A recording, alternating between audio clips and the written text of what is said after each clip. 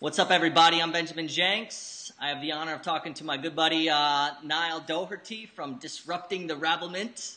Disrupting the Rabblement. You know, whenever I say Disrupting the Rabblement in my mind, Niall, it's like I put on this, like, what I think would be an Irish accent. Which I don't know how that would sound, but I'm like, Disrupting the Rabblement.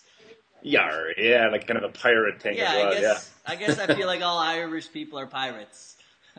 Yeah, we'll claim that. That's fine.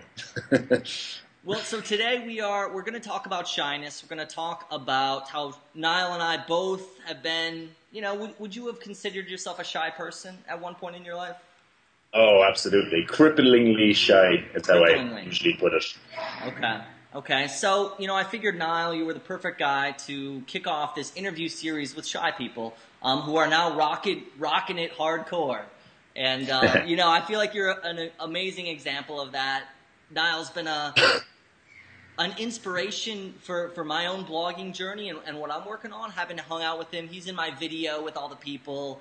And to watch you go from, just a guy kind of hanging out there, in my eyes, to now having this blog that's really successful, I think is a really cool testament. And I've been inspired by your journey.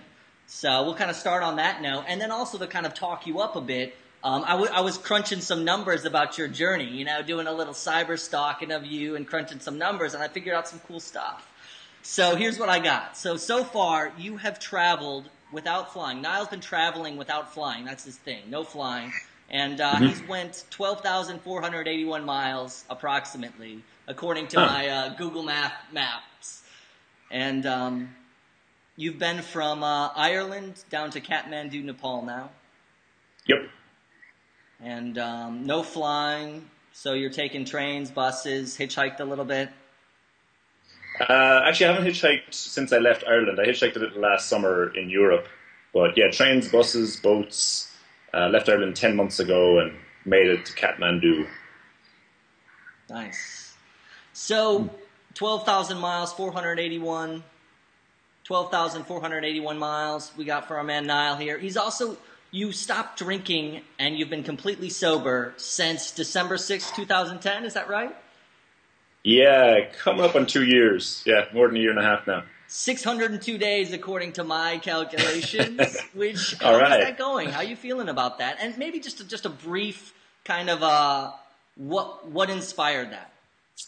Yeah, it actually ties in perfectly with shyness because, growing up in Ireland, Irish people, we don't talk about our feelings so much, or we don't put ourselves out there so much unless we're drunk. Like, alcohol is very much a social lubricant, liquid courage in Ireland.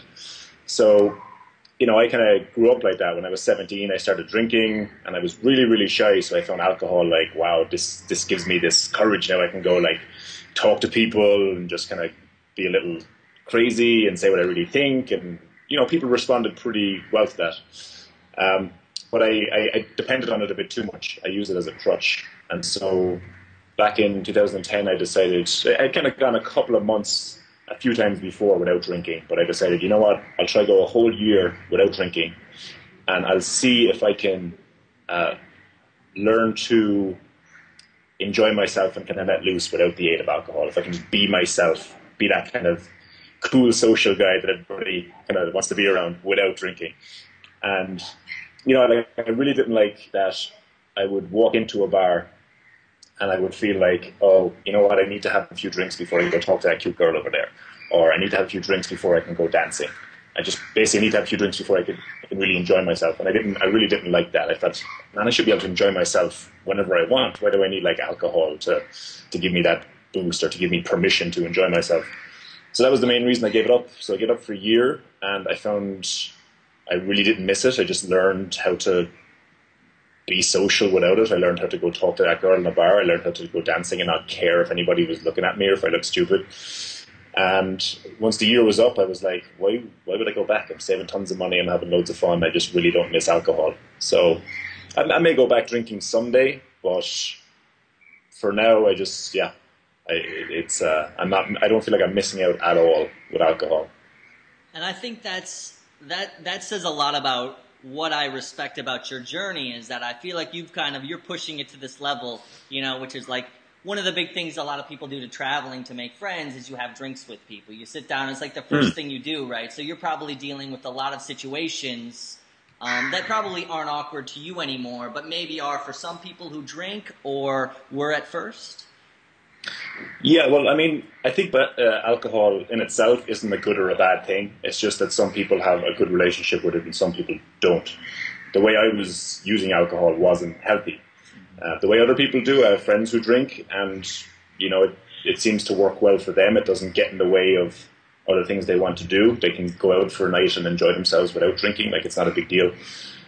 But I have found, sometimes it's awkward to people that are drinking and they find out that I don't drink and they're a little put off by it. But what I've discovered is that the people who are comfortable with their own drinking habits are usually cool with me not drinking. I remember I met this girl in England, and she was like a friend of a friend I was crashing with there, and she really didn't like the fact that I didn't drink, and she was giving me a hard time about it. She was being really shitty about it. I was like, what's this girl's problem, And then I found out later when we all went out for the night, and she got hammered drunk, and I could just see like she didn't have a healthy relationship with alcohol, and I guess me not drinking made her feel uncomfortable, like made her feel like I was judging her, and so she was projecting that shit onto me, basically. Yeah. So, generally I find people who are cool with their own drinking habits, they're fine with me not drinking. People who have some issues with it, usually they're the ones that give me the cold shoulder, and that's fine. I mean, I don't really want to, hang around with those people anyway. I'll be like, oh, okay, so you have a problem with me not drinking? No worries, I'll just go hang out with these cool people over here who don't really care, as long as they enjoy my company, Yeah, cool, man. Well, awesome. Let's kind of roll then into. I would love to kind of capture a story, maybe of, I'm sure a lot of readers, and they see you, you're successful, you're living the dream in a lot of people's minds. I wonder if there's a story you have that's an embarrassing shyness story that you could share to kind of help people relate that you've come a long ways. I know you said crippling shyness at the beginning, but is there a story, a brief story that you have that might share that? When I was 17 years old, there was this girl that I liked. I saw her. I was there with a bunch of my friends watching a basketball game back home in Ireland, and there was a girl and her friends in the row in front of us. And I remember, I was terribly shy. I wasn't going to go talk to her. And I said to my buddy beside me, I was like, "Wow, look at that girl. She's so hot." And my friend tapped her on the shoulder and was like, "He thinks you're hot." And I just went bright red, and I just kind of tried to something the ground would just swallow or open up and swallow me whole. But as it happened, my group of friends ended up kind of getting to know her group of friends, and so we became this one big social circle for a couple of years, really. But I remember for the first 6 months of being in that social circle with this girl, I had plenty of opportunities to talk to her. All my friends were talking to her. I couldn't, for 6 months, I never said a word to her because I was just terribly shy, and everybody knew, and even her friends that I wasn't attracted to, I still had a hard time even just talking to them. Mm-hmm. So that's how bad it was for me. Even this girl that I really liked, I couldn't say anything to her, nothing, not even what time is it? I was so terrified. And I think that's a great example of how a lot of shy people feel, or myself, there isn't a lot of space. It would seem, looking back on it, you're probably it seems relatively easy. What's the fear there? But I wonder, what's your perspective on what do you think is the reason why a lot of shy people feel so paralyzed? Ooh, I don't know. I think it could be different for everyone. I mean, a big thing for me was that I just wasn't used to talking to girls. I mean, I grew up in the countryside with very few neighbours. I went to all boys schools all my life. I didn't have any sisters, just two brothers. So for me, women were these mysterious species that spoke a completely different language. And I didn't think you could look a girl you found attractive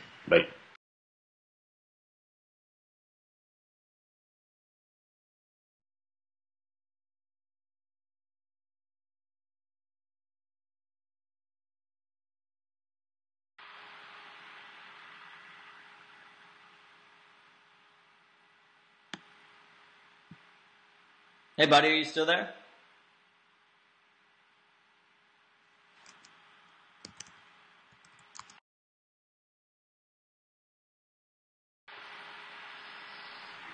Hello. Yeah. Are Got you you, back. yeah. Do you think this is my connection or do you think this is your connection? It's probably a combination of both. Yeah. Okay. What do you think? Is it usable? You want to keep going? Um, yeah, I say let's keep going. I feel All right. like no harm if we go another 10, 15, 20 minutes, and then it's all crap. But Right. I think it'll probably turn out. I'm hoping. Um, How's the lighting here? Is it getting too dark? it's a little dark. It's a little dark, but that's okay. Yeah, I can't really. That's the only light that's here. Yeah. Um, but no, that's fine. I lost you at how. I can start that story over if you like. Yeah, sure. Let's do that. So you were basically saying how, do I think it's like that for most people? What is it that makes most people shy like that, right? Yeah, have that paralyzing fear. It's almost like you can't do it. Yeah. Yeah, I think it is different for everybody. I mean, a big part of it for me was with like the shyness, especially with girls, is that I grew up in the Irish countryside with pretty much no neighbours, and I only had two brothers, no sisters, and I went to all boys' school, so I just had no frame of reference there when it came to like interacting with women. And I thought, that I just knew nothing about them. I thought like if you looked at an attractive woman, you'd burst into flames, like if you looked at her directly. So I guess the common element though for most people is just the uncertainty. You're just afraid to go talk to that person because you don't know how they're going to react to you. Um, that's probably the common thing that affects most shy people is just that they're paralyzed because they don't know what's going to happen in the interaction. But for me, like just learning to embrace that and just go with the flow and just becoming more self-assured. And it's a gradual thing. It wasn't overnight, but that's what did it for me, I think. Yeah, yeah.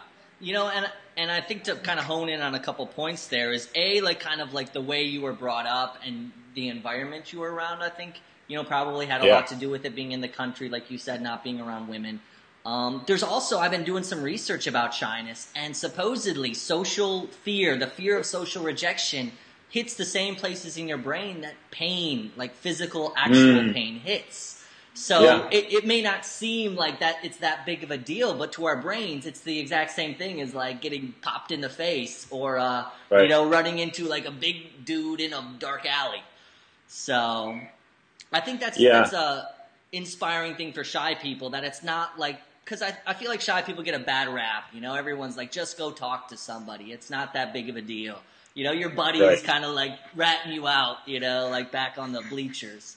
And I think it's important to note that like this is like a serious fear, and to treat it with that sort of respect can help. Yeah, absolutely. Like I think a lot of shy people, they kind of a big part of the problem, or why it's so difficult to get over it, is that like one problem is that they're shy, fair enough, but then they beat themselves up about being shy, which is the real issue. You kind of get down on yourself for being shy instead of just saying, okay, I'm shy, I have this fear, well, I'll try and work at it, I'll get a little bit better. But we don't say that. We usually just say, oh, I wish I wasn't so shy, why am I such a loser, why can't I just go talk to her, why can't I just make new friends? And so it's just this, this death spiral, like in a plane. And you have to, at some stage, just become your own best friend and be like, you know what, it's okay that I'm shy, I don't have to be like this forever, I'll gradually work on it. And, just kind of give yourself a hug and be like, it's going to be okay, man. Oh yeah, you definitely, that's a brilliant point, because it is that feedback in your brain. Your brain is so busy thinking about how it sucks to be shy that you can't come up with a conversation topic, or see like an easy thing like, wow, she's got a great dress on, maybe I should compliment her on that. So I think that's a good point, and I think it's also a good kind of transition phase to ask, what were your turning points to help you get out of being shy? I had a few.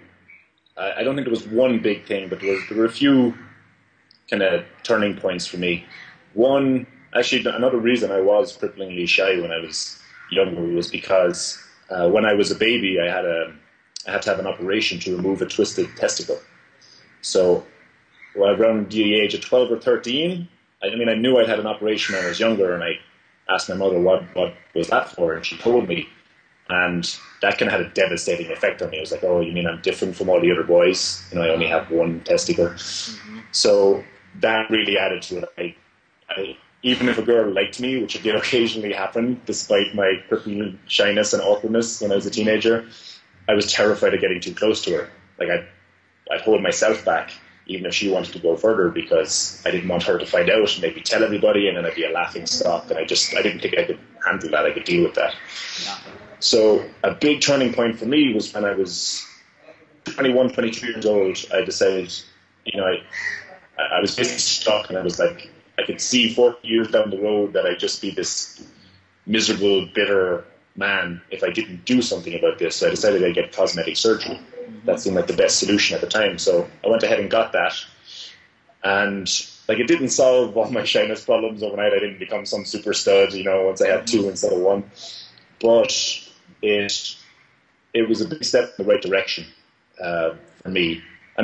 Since then, I didn't tell anybody when I got the operation. It was a big secret, and I kept it for years. Since then, I've realized it's not such a big deal, and I've written about it, and I've told people about it. Mm-hmm. And I like to think even if I didn't get that operation, I would have been able to kind of get to where I am now anyway. Mm-hmm. But just doing something about it, I just think the fact the act, or just taking action and not accepting the way things were, was big. I think necessarily mattered that I went and got the operation or whatever, but just not settling for who I was and just being like, oh, well, I'm just this shy guy. That's who I am. I guess that's who I'll always be. I just refused to accept that. I was like, no, I can change. I can be who I really want to be. So that was a massive turning point for me. Then the next big thing, right after that, actually, I was always terrified of change. I remember there was one time when I was 21, 22, around that same age, when one of my best friends back home invited me to his 21st birthday party. And he was a friend from college, so he lived like an hour away from where I lived. And I didn't want to go because I don't think I'll know anybody, and it's an hour away. I have to get time off work. And I was just terrified of any kind of change, any kind of break from my routine, even though my routine was stupid. I wasn't doing anything big. So again, I recognized this as a problem. The solution I came up with was to make a massive change, just throw myself in at the deep end, and it was either sink or swim. I just forced myself to change. So I went traveling. Well, not so much traveling, but I moved to the US and worked there for 10 months, just kind of doing grunt work. I worked at a theme park in New Jersey and a ski resort in Vermont. But I went on my own, and there was a big kind of social atmosphere in both of these places, lots of foreign people all there working and having fun every evening, getting together. And the choice I had was, okay, I can either be the same shy guy I've always been and sit in the corner and not make any friends and have the worst 10 months of my life, basically, or I can jump outside my comfort zone and go talk to that person over there, make a new friend, make an effort, and see what happens. And so I chose the latter, and it was tough and awkward, and there were some embarrassing moments in there. But by the end of that summer, when I moved to New Jersey, the first 4 months that I'd moved away, by the end of those 4 months before I went to Vermont, I felt like a completely different person, and I felt just really self-assured, and like I'd leveled up my self-confidence. And the difference between when I got there and when I was leaving, I felt like I was the life and soul of the party, when I was leaving. The last few weeks there was like, wow, I feel like a guy people want to know, and people they want to have as their friend. And, I had interest from girls as well, more than I'd ever had before, and it was all because I just pushed myself out of that comfort zone. So to kind of recap, you were really shy. You thought it would never happen. You made a decision. It was embarrassing and awkward at times, and then you felt like a completely different person after that. Did it give you a completely different perspective on embarrassment and awkwardness as well? It did. back then, but I never really could put it into words. I could never really identify, how profound that was or what the difference really was. But yeah, that was part of it. I mean, I guess in my own life, whether it's like going up and talking to girls or whether it's hitchhiking and putting yourself out there. I mean, at first I was really embarrassed to hitchhike. Like sticking up my thumb was like a super embarrassing thing. And it took me to like not get a ride because I was walking down the side of the road with this tiny little sign, that said where I was going and getting sunburned and miserable. I'm like, all right, now I'm hitchhiking, And but that perspective on these embarrassing moments it's almost like I can see them in a different light than what I did see them. It's almost like I can look at myself and what was huge, those embarrassing situations now isn't that huge at all. Like the sense of who I see myself as has become much different. And, it's allowed me to have a lot more fun, to experiment, to try new things. And that sounds, exactly kind of the process you were going through. Yeah, I think just from experience as well, you learn that those awkward or embarrassing moments aren't going to kill you. Like they're not actually a big deal, and they pass. Yeah. So I think just with experience, whenever the more they come at you, awkward, embarrassing moments, you just kind of shrug them off at some stage. You're just like, oh, here's another one. No big deal. I've gone through this before. Yeah. And one of the things I like to talk to my audience about is how like getting over shyness, it's not like you feel completely happy at the end, but even once you make some significant process, you already start to see like a huge change in your mental attitude and how you feel. And it sounds like you noticed that as well. Like once you did some specific things, you were like, whoa, I'm not shy, and maybe started this process of progression that you've been working on. Yeah, and I feel like I'm still working on it. I mean, there's still times where I feel that shyness rising, and sometimes it still gets the better of me. Yeah. But I just have the tools to handle it a lot better now. Like I know I don't have to accept that, and I can work on it. Mm-hmm.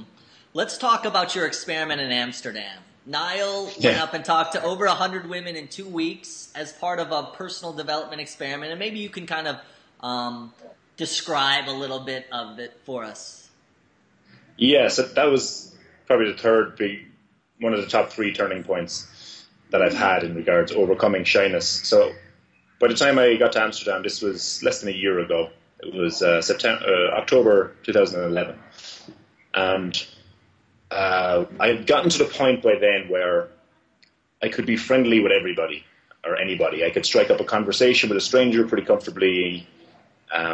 No big deal. But what I still really struggled with was flirting, to put it in one word, but just expressing my sexuality, basically.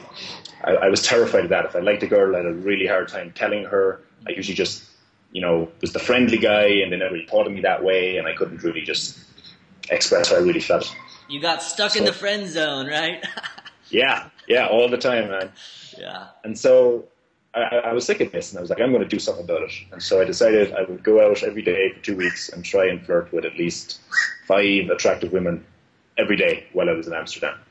And so it ended up being more than 5 a day on average. And so it was about 100 women in total I went up and flirted with. And this, I hadn't really done anything like that before. I had some success with women before, but not directly going up and telling them how I felt and actually letting them know, hey, I don't want to just be your friend here.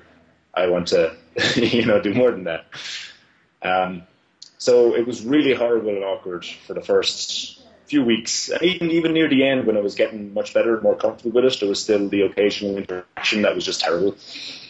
But overall, over the course of 2 weeks, I transformed myself. I went from a guy who just couldn't tell a woman how I really felt or express my sexuality to somebody who was just really comfortable with it and just walking up to random girls in the street, and next thing you know, I'm hanging out with him for 2 hours and having a great time. And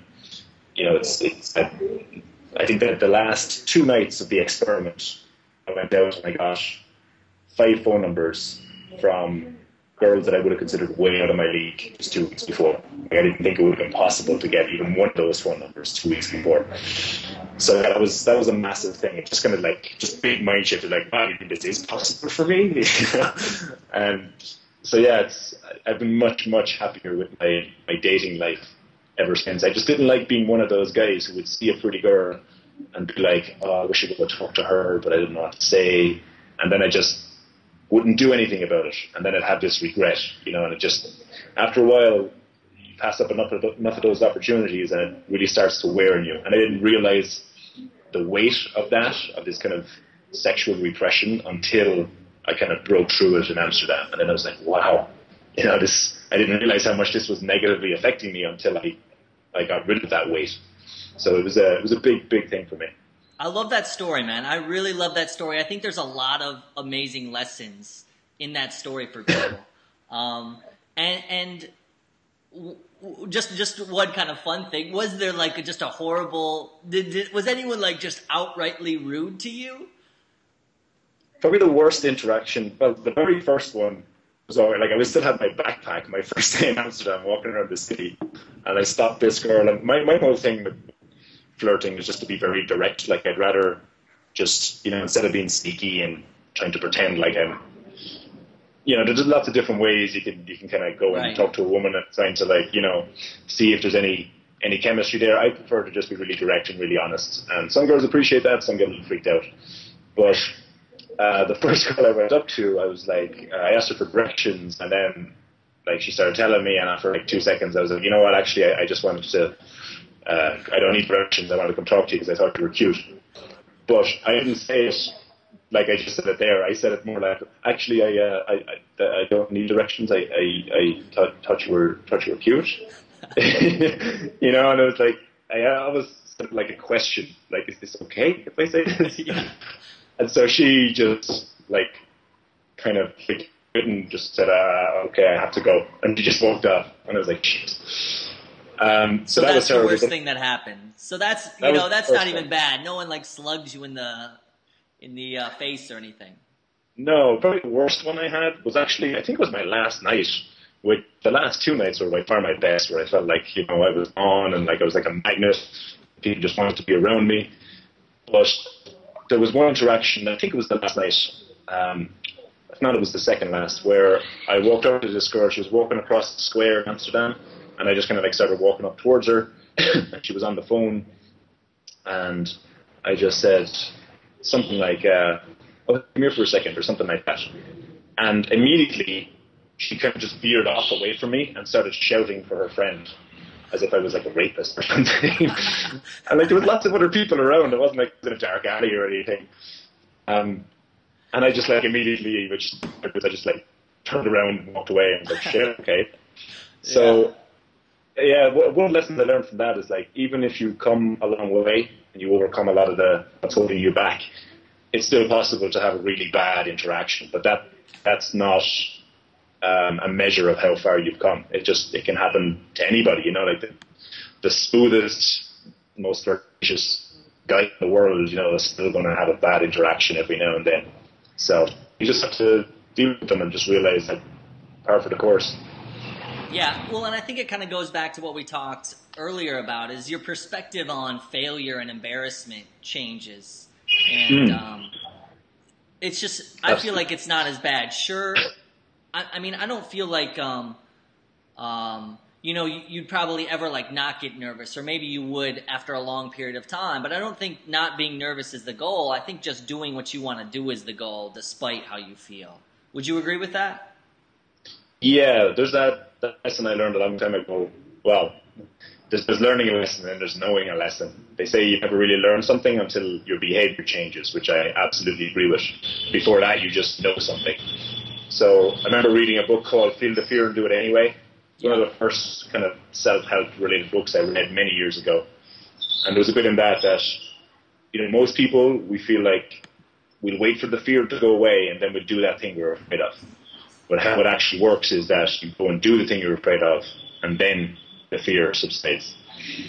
So that's very much been the case for me. I knew that for years, but I never really learned it until I actively started going out, and mostly with the flirting thing. That's when I really learned that lesson. Well, that's one of the scariest social situations, I feel like, for a lot of people. That is the ultimate. Going up on the street, you don't know anybody, and you're just kind of, you're asking for it in a little ways, you know? Like, but it's also like, why not, right? We're people, we're men, we enjoy sex, she enjoys sex, you know, why not, is my feeling, you know? And I thought it was great, your feeling that sexual repression has been let off, you know? Because I was the same guy, scared to be sexual, you know, to feel it in my body, scared to let someone else feel that. And once you let that go, it's such a relaxing, like, you just feel more in tune with who you are, that it's okay to be who you are. And I feel like that is a huge point that a lot of people can take a lot out of. Absolutely. And the biggest, I think one of the biggest things for me through all this has been the realization that if you go up to somebody with the mindset of, oh, I hope they like me, or I'm going to try and impress them, it never, ever, ever goes as well as when you go in with the mindset of, I'm just going to have fun here and see what happens. Yeah. So you just go in with a fun mindset. Even if that person rejects you, they're not really rejecting you, they're rejecting fun, in which case you don't want to be around them anyway. So you take it a lot less personally, but you get rejected less because you're not coming from a place of neediness. Everybody wants to be around a fun person. Usually, most people do. So if you go in with that attitude, whether it's a guy or a girl, just anybody, if you're a fun person to be around, you know, they're going to react a lot better to you, and you're going to get rejected less. Yeah, I think, and I don't know about for you, but the only way I was able to have that mindset is by doing it and failing. I mean, honestly, it's like by taking action, having it not work out because I wasn't perfect at it yet, and then continuing to do it. Do you agree? Yeah. Well, a friend of mine here, what we do every now and then, if we're like out and about in Kathmandu and we're feeling like a little socially awkward, or, you know, we're not in that social mindset, we'll do what's called rejection therapy, where we'll actually go up to somebody. We'll dare each other. We'll say, like, go up to that person and ask them if they like your ass or something, you know, just something stupid. And the idea is, like, to do something that will make them reject you. Yeah. And it's actually amazing most of the times when we do this, because we're not coming from a place of neediness. We're like, we don't really care what you think of us. We're just having fun. A lot of people actually end up wanting to hang out with us. A lot of the people we go up and we want them to reject us, they like end up wanting to hang out with us more. They want your number. They're like, maybe that's your thing. You've stumbled upon something great there. Well, that's happened, but like the reason it works is because you just stop caring. You're like, I don't need this person to approve of me. You're actually looking for the opposite. And just when you drop that neediness, people respond better to you. You don't feel like you're trying to take something from them. So cool. I'll take that and we'll work with it. And the information, I feel like this is really good stuff that can help some people. So nice one. Yeah, apologies for the lighting, man. Well, oh, no worries. I can't see you anymore either. I didn't put the video up. Here we go. I'll do that. And then I just got a couple more questions and we'll be good to go. So yeah, we were talking about awkward silences. Yeah. I asked you about, if in doubt, get really honest in an awkward silence. I know a lot of people don't go up to someone because they're scared of an awkward silence, so they avoid that. You know, and I wonder if maybe they had a good suggestion from you. Maybe they could do that better. Yeah, absolutely. So my general philosophy is, if in doubt, in like a social situation, just get really honest. So if an awkward moment comes up or an awkward silence, just be really honest and say what's on your mind. Like, for example, let's say you're on a Skype call with this guy who hitchhiking, and he's supposed to ask you a question, but he doesn't say anything. I would probably say, man, what's with the silence? This is kind of awkward. Okay, yeah. So it doesn't need to be rocket science, right? You're just kind of speaking what's on your mind. Yeah, exactly. And I find like it's like that elephant in the room thing. Randy Bosch, that guy who did the last lecture. Yeah. His one of the things he said is, if there's an elephant in the room, you should introduce them.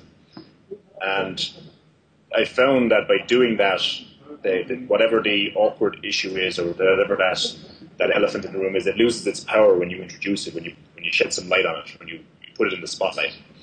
So another example would be, this used to happen to me a lot, still does every now and then, like if you go in for a hug with somebody, you don't know them that well and it's kind of awkward, you know, instead of just leaving it at being awkward and just hoping they didn't notice the awkwardness. Actually, what I usually do now is say, shit, that was a really awkward hug. That might have been the worst hug I've ever given anybody. Let's try that again. And by putting it out there and actually saying what the other person is likely thinking as well, because if you notice the awkwardness, chances are the other person noticed it too. Right. But by you actually verbalizing that, it diffuses the awkwardness. The same works for like weak handshakes. The same works for going up to someone attractive and instead of like trying to be all smooth and everything, or come up with some line or some excuse to talk to them.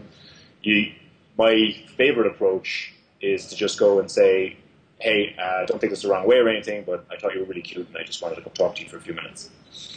And immediately you kill the awkwardness. If at a certain point, if you're not used to doing that and like you're actually nervous, and nervousness shows in your voice, you could say, as you can tell, I'm really nervous. I hope you can just give me 2 minutes to chat to you, so I won't feel like such a loser, or something like that. Just vocalize it, and unless the person is an asshole, basically, they're going to give you a break because you're being honest, you're being upfront with them. People love authenticity, so they're usually going to help you out. Yeah. And I feel like nothing is ever really that bad of a situation. Even that girl that's like walking away from you, yelling to her friend, like that's not that big of a deal, right? You kind of go through that, and that's something you can laugh about later on. Exactly, it just becomes a story. Yeah. I wanted to dive into your theories on slug sex. Niall mentioned something that he thinks about. Do you want to just dive into this really quick? Yeah. So I was in Dubai. On a desert safari just outside of Dubai. It was actually my birthday back in March of this year. And I sat down, we kind of, in the desert safari, they like bring you out in these jeeps and drive you all around the desert really fast. You think you're going to like topple over and stuff. And then they bring you to this kind of camp where there's like camel rides and quad bikes. And they have a belly dancer and you can get food and everything. So while we were sitting down for food and watching the entertainment, I got talking to this group of American girls. I just sat down with them and was like, hey, do you mind if I join you? I don't know anybody else here. And again, just being very honest, instead of like trying to hide the fact that I don't know anybody and seem like a loser, actually just say, you know what, I don't know anybody else here. You seem cool. Do you mind if I hang out for a while? So anyway, I got talking to this one girl in particular, and we're getting along great. And we got onto the topic of animals. And one of the stories I often tell, or one of the things I often bring up when conversation turns to animals, is slug sex. Now, I'm not sure if you've ever seen slug sex. You can see it on YouTube. Leopard slugs in particular, but it is... Googling it right now. I'm just going to watch this as you tell the story.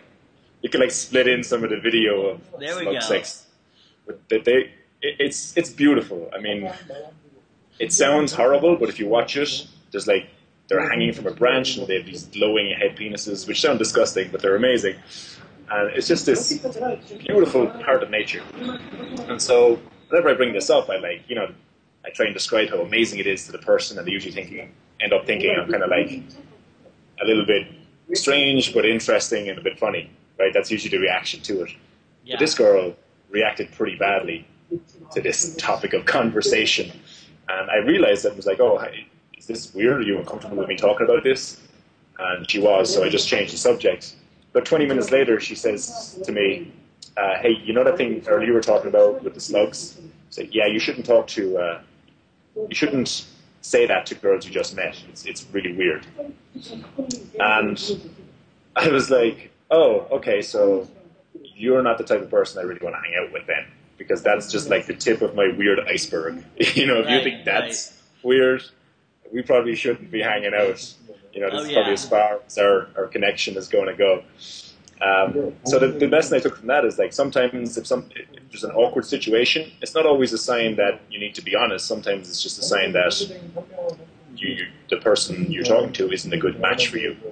And it doesn't mean they're a bad person. It's just that you're not on the same wavelength. And so what happened that time is after she said that, and it kind of became clear that she wasn't my kind of person that I really wanted to hang out with, that I could connect with, I just went and found some other people and had a pretty good evening hanging out with them instead. So that's the big lesson I took from it.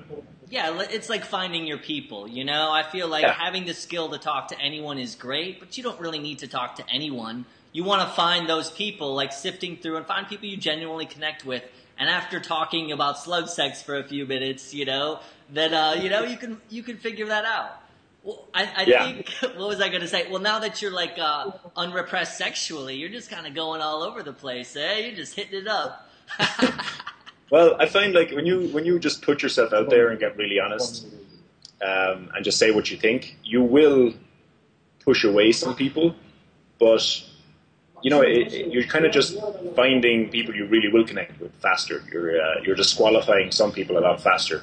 Because, I mean, say, for example, that girl I was chatting to about the slug sex, if I had held back on that because I thought she might think it was weird, and we got along really well and we hung out a few times, and then I brought it up after I thought we knew each other better, and then she told me it was weird, and I realized, oh, this isn't my kind of person, I would be after wasting a lot more of her time and my time because I wasn't being my true self early on. So putting yourself out there, I think it just saves not just you a lot of time and helps you find your right people faster, but it saves your wrong people a lot of time as well. Amen. And I feel like that's a trait of people who value themselves. And it sounds like you've really developed self-confidence from the ground up. And, that's you don't have time to mess around. Why mess around with someone? It's not about you. It's not about hurting your feelings. It's about your time is valuable, and why are you going to hang out with someone that's a waste of that time? There's only so many people you can connect with. One thing before we go, I mean, this has been awesome. One thing before we go, what would be your biggest tip? You've been traveling solo the whole time. Biggest tip for solo travel? I would say, I find it easy to meet people now. But actually, one thing I would say is that I'm not always in social mode. Like, sometimes I don't really feel like going out and connecting with people, and so I don't force myself to do it. I don't feel like there's something wrong with me when I'm feeling that way. You just kind of respect that, I kind of want my solitude right now, and I'm happy being on my own. But then when I am in social mode, I do find it quite easy to just go out and meet people. And generally what I do is I just be honest with people. I'd be like, hey, I'm new here, I thought you were cool, I want to come in and introduce myself, and just ask some questions, just be curious, be interested in them. And if in doubt, just be really honest with people. And generally, in my experience, good things happen when you do that. I think that's a great point to leave it on, because I feel like that's been like a message you've been saying the entire time, is be really honest with people, speak your mind, and follow that even if you're scared. Niall, thanks a lot for talking to us.